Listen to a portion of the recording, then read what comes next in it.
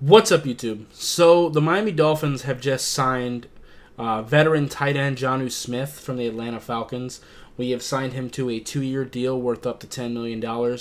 I haven't been able to find exactly what that contract looks like, other than the fact that it is 2 years up to $10 million. So that makes it sound like there's some incentives involved.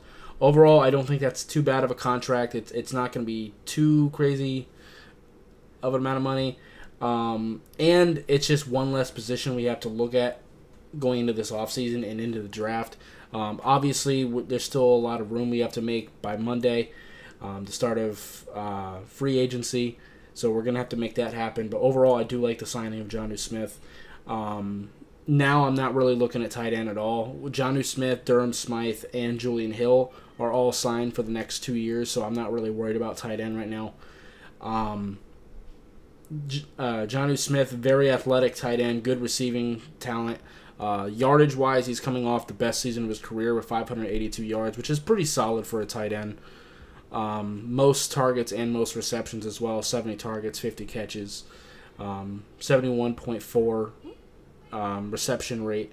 So that's great. And also, he's a pretty underrated blocker, especially in zone runs, which is exactly what the Dolphins are about. So I think scheme-wise, I think he does make a lot of sense as well. I know a lot of Dolphins fans weren't really looking to sign a tight end. Not necessarily the first thing I would have done, but I do kind of like just not having to worry about that position right now. And he is a veteran. He has been in the league for 7 years, but he's also only 28. So, I mean, there is that. I do like him a lot. I really do. And, yeah, I do think he adds a dynamic to this offense that we haven't really had. We had Mike Gesicki a few years ago, of course, who was a good receiving tight end that couldn't block. Then we have Durham Smythe, who's more of a blocking tight end who can catch a little bit. I think Jonnu Smith is kind of more of a good middle ground.